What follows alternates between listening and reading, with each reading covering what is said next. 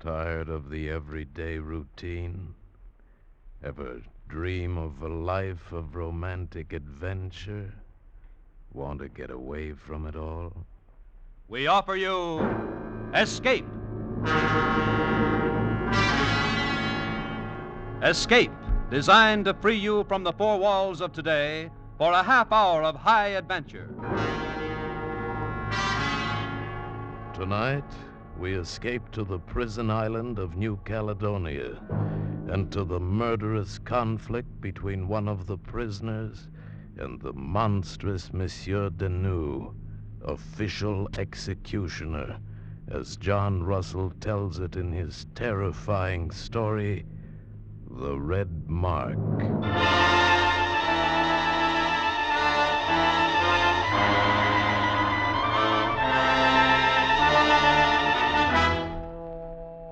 We breathe in, breathe out, inhale and exhale, and we are therefore considered officially as living. Privately, however, and always with a snarl deep in our throats, we call ourselves the living dead. We sleep without resting, wake without desire, eat without pleasure, and work without hope. Some of us work in the mines, some in the copra sheds. I myself am a barber, but all of us wear the same straw sandals and the same rough canvas jackets, and we are never allowed to forget that this is the penal colony of New Caledonia, that we are convicts, and that France is on the other side of the world. Hello, Jemai. What? I'll be sure. You startled me. I didn't hear you come in. You were daydreaming. You know how it is. I know how it is for you. But Jemai, for me, the dreams are at an end. My life as a convict is at an end. You have your ticket home? Of course I have my ticket. I've only 8 more days to go. 8 days. 3 weeks on the ship, and then France. Freedom, wine, music, the theater. Shut up! Oh, sorry, Jemai. You are my friend, my very good friend, but don't talk to me about France. I'm really sorry. You're leaving in 8 days, but I will be here for 13 more years. I know. I assume you wish to be shaved? If you'd be so kind. Be seated. Uh-oh. Jemai, look. What? Out the window there, coming across the compound. Ah, yes. Monsieur Denou and his ugly little assistant bomb beast. The vultures. It's no matter for concern. If one has a prison, one must have an executioner. Careful with that soap. Monsieur Denou is neither flesh nor fowl, neither a convict or an official master of the guillotine. He's a dog, a pig. But such easy work if one has a strong stomach. For merely pulling the cord on the guillotine only 3 or 4 times a year, he's permitted a house of his own, even a wife. He's a corpse who should be buried with a stake through his heart. I hate him. Oh, ignore him. He's nothing, an old bag of bones. He's the devil himself. Devil, huh? Jemai, if he were the devil, he would not be the stupid fool that he is. Ignore him, I tell you. I do. Ignore him, huh? It can't be done. Careful with that razor. Oh, I'm sorry. Are you trying to become an executioner yourself? Be sure. There's something you know about Monsieur Denou. Tell me what it is. Look, Jemai, you will say nothing until next week, until I've sailed? Nothing, I swear it. All right, I trust you. You know his wife, of course. You mean that little girl? Yes, from the fishing village down the coast. Zelly, her name is. Well, what about her? Do you not agree that she's beautiful? That marriage is a sacrilege. True. But you can't blame her. Monsieur Denou bought her from her family. It's disgusting. Of course. But is she not beautiful? I don't pretend to be a judge of these things. You know she is. Well, what about her? You asked, do I have my tickets to France? Yes. Yes, but not just one. More than that. I have 2 tickets. 2? Zelly is going with me. Oh, be sure you're out of your mind. No. But I would be if I left here without her. But can you not imagine what that man will do to you? He will do nothing because he knows nothing. He's a stupid fool. Oh, but my friend, you're young and you've forgotten. France, Paris, the world outside is full of beautiful women. It's foolish to run this risk for Zélie when there will be others waiting for you. But Jemai, I love her. You love her? And she loves me. I'll try to make her happy, make her forget. She's never been happy, Jemai. And she's a girl who ought to be very, very happy all the time. Now, if your hand is steady again, get on with my shave, will you?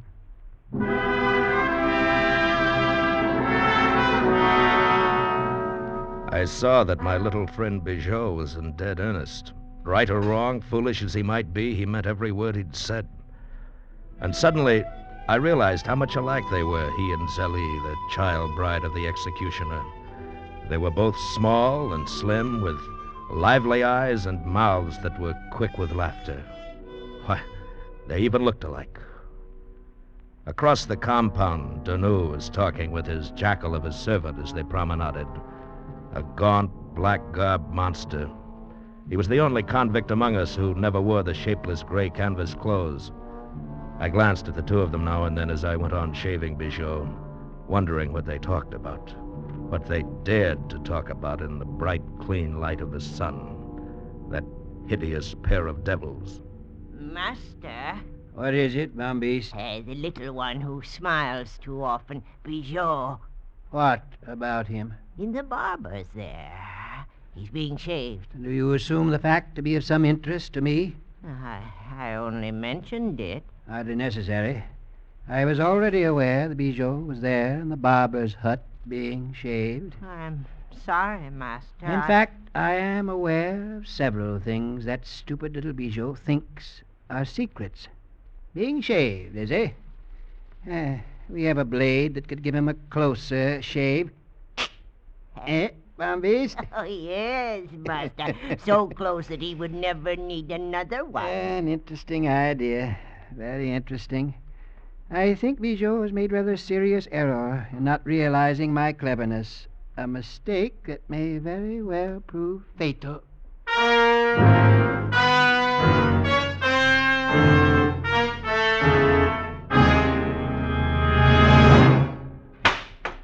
Zélie. Who is it? Your husband, my little one, your old husband. You were expecting someone else, perhaps. No, of course not. But you're home early. Did I surprise you? Well, I enjoy surprising you, my dear. Do you mind? No. But dinner won't be ready for another hour yet. I'll start it at once. An hour? What is an hour when we have a lifetime together? Zélie? Yes, sir. Even though I'm an old man, old enough to be your... your father, You do not answer me. I don't consider you old, sir. Thank you. Then we will have many more years together. No? But, of course, sir. And we must make good use of those years. We must do things, Anything you wish? Then why not begin with a small trip up the coast? I can easily get permission. Whatever you say. Good. Then we shall leave the first of next week. Next week? Yes, my dear. Why not? But next week, 8 days from now, the boat stops here. Really? I had forgotten about it. But what could that possibly have to do with us? Well, letters. There may be letters for you from France. And your papers. You know how you love your papers. Ah, you are so considerate of my welfare, Zélie. I try to be, sir. You must love me very much. I said you must love me very much. Oh, of course. Say it. What? Say that you love me very much. I love you very much, sir.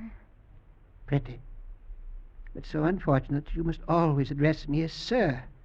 It's much too formal. It means nothing. It's only a habit. We must do something about that habit. I'm going out while you prepare dinner, Zélie. I must see Bambiste about a little matter. You'll be back soon? But of course. How could I bear to be away from you? Not to see you or touch you for even one single night. Goodbye, Zélie.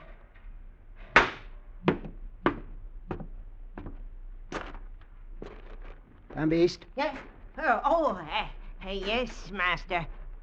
Bambiste, are you aware that we have Not worked in some time? True, not for a long time. Too long, eh, Bambeast? Oh, yes, Master. Much too long. Bambeast, in view of that treaty between the government and the jungle tribes, the prison officials might be very displeased if a native should be murdered. But of course, the officials are leaning over backward to avoid trouble. And what do you think would happen to a man who murdered a native? Junk. Surgery. Precisely. Has somebody killed a Canuck? No, at least not yet. Not yet. Bambeast, do you happen to know where our little friend sleeps at night? Eh? The handsome Bijou?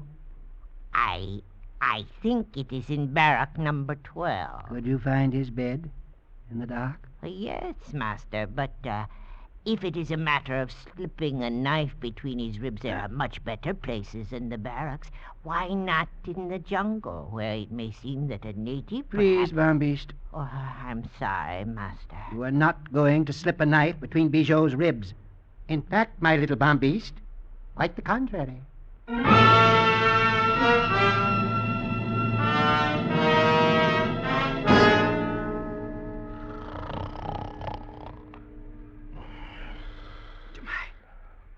Jemai, wake up. Wake up, Jemai. Huh? Quiet. What? It's Bijou. Bijou? What do you want? Why are you awake? Jemai, something has happened. I'm not sure what it is. Oh, what do you mean? I woke a moment ago. Some sound, I think. Jemai, I have something here to show you. What is it, Bijou? Wait. Let me strike a match. Look. He was holding a convict's jacket in his hands, made of gray cotton canvas. The number on the pocket was 2232, Bijou's own number. And the whole front of the jacket was splattered with bright red blood.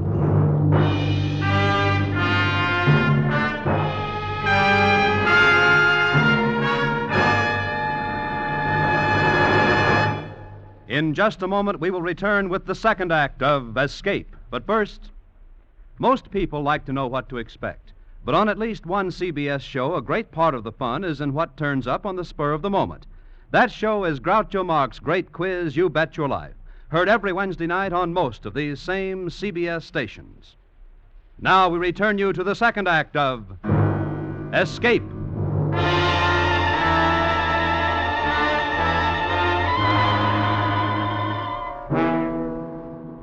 The brief time before the match flared and went out seemed like minutes. I grabbed Bijou by the arm and lay still, listening in the darkness, straining to hear whether anyone else may have been awakened. There was no sound. The other men slept on. Here, to my sandals. Feel them, they're wet. Yes. They've been worn outside somewhere within the last hour. And, to my knife has blood on it, too. Bijou, tell me quickly, where have you been? What have you done? Nothing, I've been asleep. You've not been out of the barrack? No, I swear it. Jemai, what is this? What does it mean? Bijou, I think it means that someone is more clever than you. Wait. What is it? The prison dogs. Listen. Yes. They're coming this way. Jemai, are they after me? Who else? But what am I going to do? Well, first we must dispose of these bloody clothes. In the jungle, I think. We?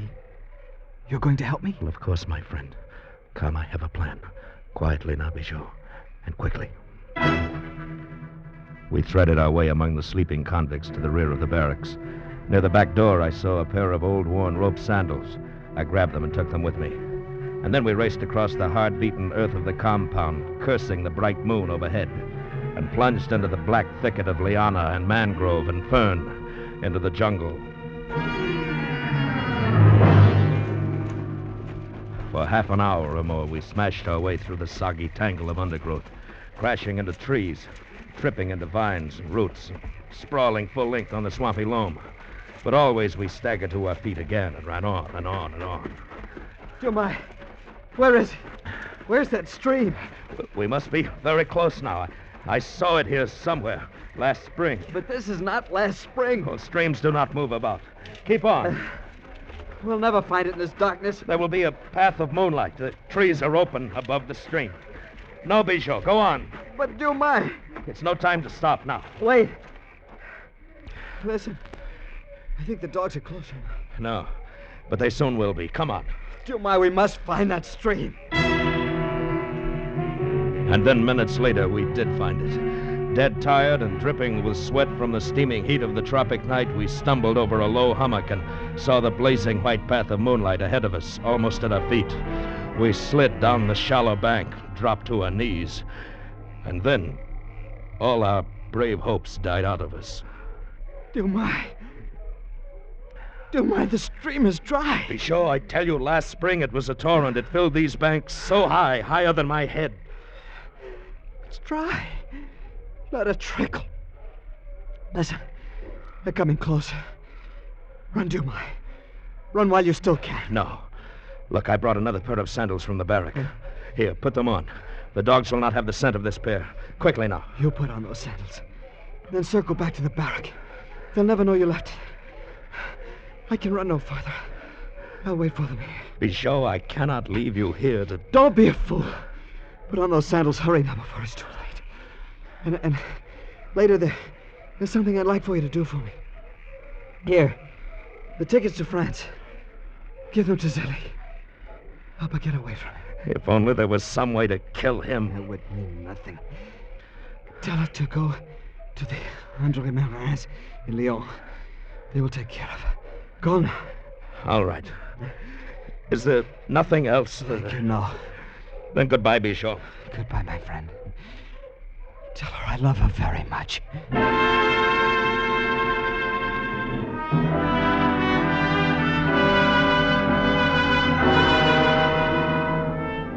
Being a convict, I was, of course, not permitted to attend the trial of my friend Bichot for the murder of a native. There were 2 convicts present, however, 2 star witnesses who palmed the Bible reverently and swore to having seen Bichot commit the murder. 2 demons from hell, Monsieur Deneux and Bombiste. The trial was over in less than 2 hours. The verdict was not surprising. The sentence inevitable. Convict Bichot, you will rise and face the council. Have you anything more to say in your defense? Nothing I haven't said before. I'm innocent. I've killed no one. Then this council of the penal colony of New Caledonia, sitting as a special court of the Republic of France, finds you guilty as charged. As commandant of this prison, I order you to be taken to the compound of the camp at daybreak of the 2nd morning following, and there in the presence of your fellow convicts, to be guillotined.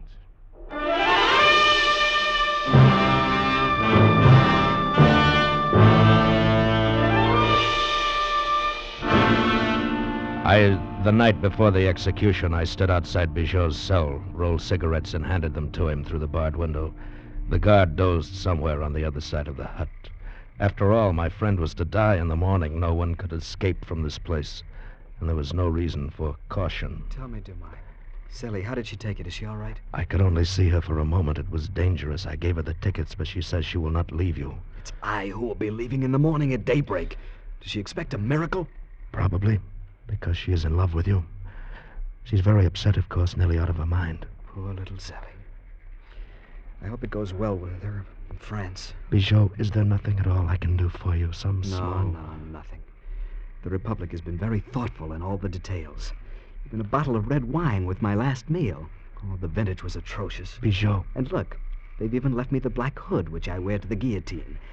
I suppose I'm to make sure of the size or get used to wearing it or something.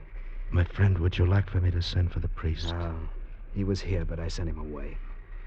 I thought he would need a good night's sleep since he's supposed to accompany me in my ordeal.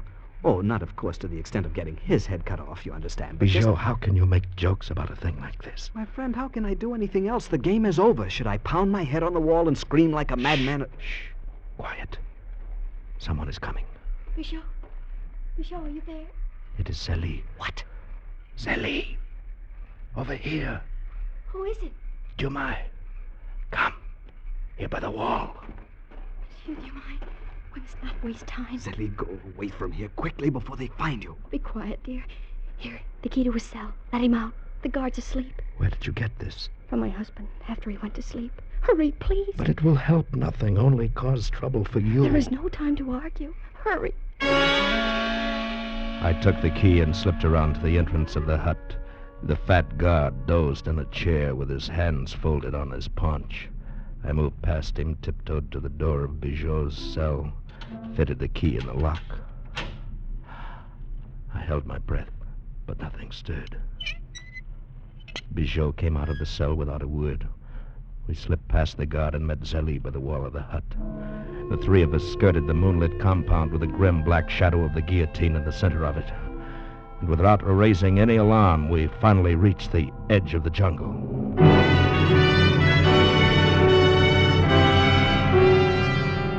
Zélie clung with a desperate grip to Bijot's hand and wept sometimes.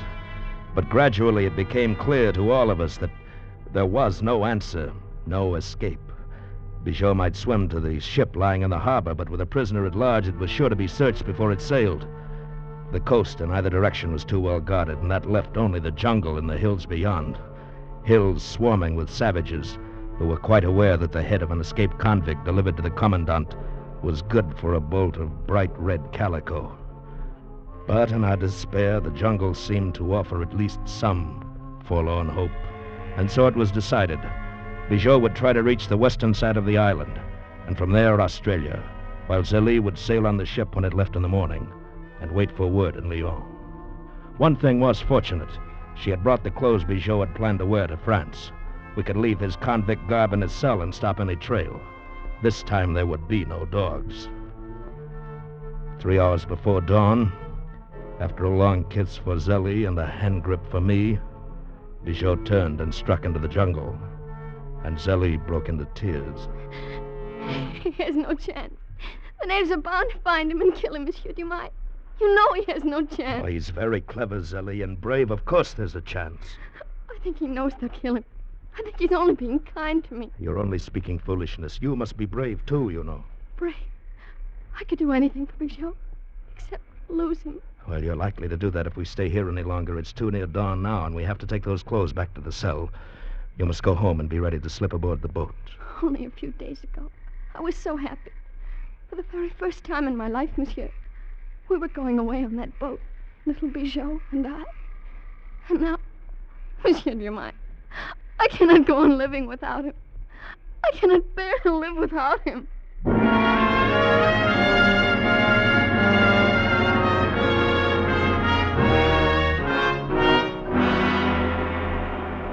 As was the custom in those days, we knelt bareheaded, over 400 of us, on the hard-packed dirt of the compound facing the guillotine. The morning sun burst suddenly over the eastern rim of the sea, its blood-red color fitting for the business at hand. The commandant of the prison stood only a few yards from me, and just beyond him, fussing over their hideous machine, those two vultures of evil, Monsieur Deneux and Bombiste. The stage was set. The audience was ready. And only I knew that the star actor would not make an appearance. Is everything in readiness, Monsieur Deneux? Quite in readiness, Monsieur le Commandant. Very well. Bring out the prisoner. I looked toward the cell hut and waited, keeping my face as blank as all those around me. And then a priest and a guard stepped out of the hut and came toward us, and walking between them, wearing the gray convict's uniform and the black hood of the condemned, was my little friend Bijot. One moment of shock, and then I suddenly understood his apparent agreement with our plans a few hours earlier. He had reasoned that by this time Zélie should be aboard the ship that had waited only for the tide to sail.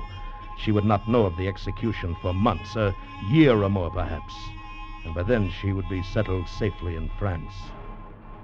And so Bijot had come back to face his death. Bombiste, place the condemned prisoner on the rack. Yes, master. Of all of us in the compound that morning, the man who was to die seemed the least afraid and the least concerned of any. Though the hideous black hood covered his face and head to the shoulders, No hood nor prison clothes could hide the almost jaunty swagger of his walk. That swagger spoke a reproof to the justice of the prison court, sneered at the blood-stained evil soul of Dunoux, and gave courage and hope to us who knelt on the ground. I am ready to proceed, Monsieur le Commandant. Is it your order that this prisoner be executed? It is. Proceed, Monsieur Dunoux. Bombiste, raise the knife. I think to the very top. To the top, master. The eyes of all of us, officials and convicts alike, followed the heavy blade moving slowly up the guides. Fascinated. Some of us snarled or cursed. Some of us trembled. But only Monsieur Dunoux smiled to himself. So intent was my gaze that I hardly noticed the native who pushed past me carrying a leaf-wrapped bundle and walked up to the commandant. Here. What is this? What are you doing here? We bring him one fella head. Alasemi, you give him one piece calico. We've had no escape here. Long time, fella here no chop bush. Alasemi, bring him one fella head. You look. Monsieur Dunoux, holding the release cord of the guillotine in his hand, smiling still, had not noticed. The native fumbled with his package, and suddenly out rolled a human head. One that was impossible to mistake. You! But this is the head of the convict, Bijot. Then who, in the name of heaven, was the prisoner on the rack? Monsieur Dunoux, stop! No, stop! Monsieur, that was not Bijot. Here is his head. Look! Not Bijot. Who is it you have killed? Pull off the hood and see. No, I'm afraid. Monsieur Dunoux, remove that hood. And then, suddenly, I knew. It was not necessary for me to see who Monsieur Dunoux had executed. Little Zélie had taken the place of Bijot on the guillotine, and now had joined him in death.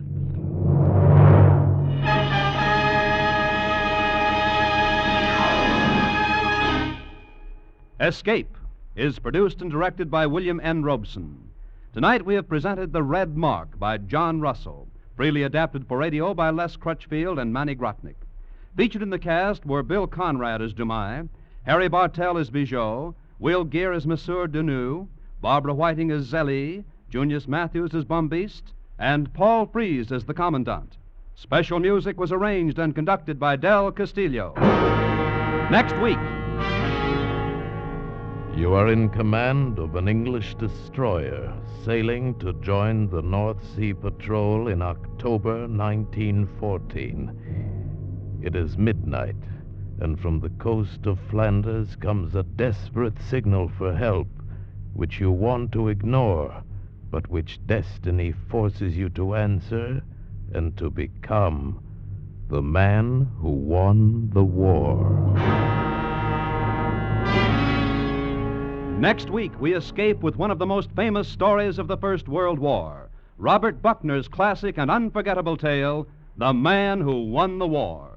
Goodbye, then, until this same time next week, when once again we offer you Escape. Bing Crosby's got a wonderful lineup of guests on his CBS show this Wednesday. Tomorrow night on most of these same CBS stations, it'll be the Firehouse Five, +2, +3 Andrews sisters, plus Derbingle himself. Be listening, won't you? Now stay tuned for the latest adventures of Philip Marlowe, which follow immediately over most of these same stations. This is CBS, the Columbia Broadcasting System.